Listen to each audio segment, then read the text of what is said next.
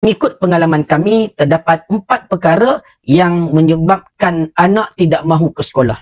Yang pertamanya adalah disebabkan oleh guru yang terlalu garang ataupun guru yang menggunakan suara yang tinggi seolah-olah marah yang teramat kepada pelajar.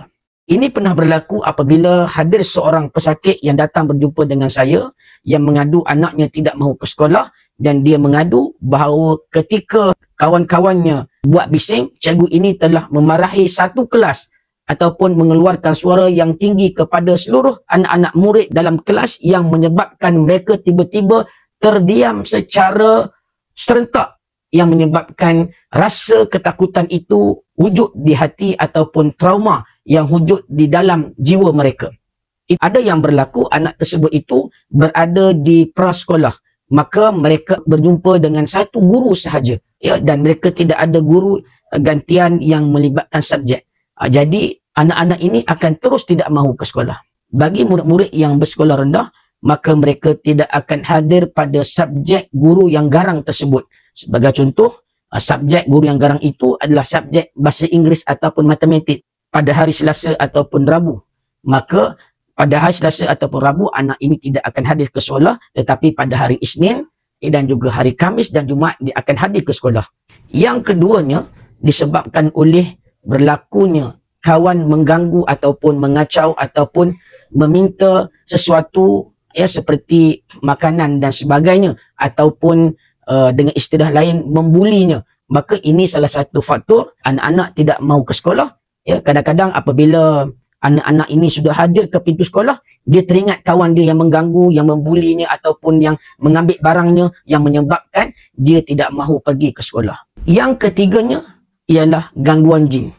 Pernah berlaku apabila pelajar diuji dengan melihat sesuatu yang menakutkan di dalam tandas sebagai contoh. Pernah berlaku yang hadir ke pusat rawatan saya dan mendapatkan rawatan dengan saya apabila mereka melihat sesuatu yang menakutkan ataupun wajah yang menakutkan yang menyebabkan mereka rasa takut untuk ke sekolah dan terbayang-bayang perkara tersebut.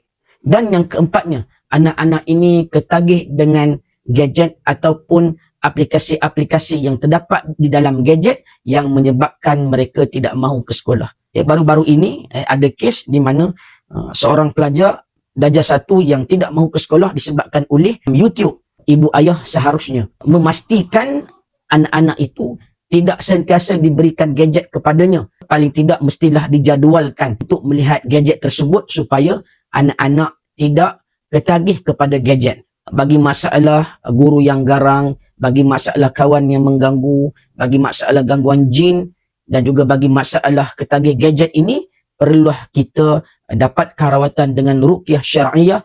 Mudah-mudahan jiwa mereka terubat, mudah-mudahan pemikiran mereka terubat, mudah-mudahan segala yang mentraumakan mereka ataupun yang menakutkan mereka itu disembuhkan oleh Allah Subhanahu wa taala. Di samping itu, bagi kawan yang mengganggu ataupun yang melibatkan cikgu yang garang, boleh juga ibu ayah mendapatkan bantuan kaunselor untuk memberi kaunseling kepada anak-anak kita, insya-Allah.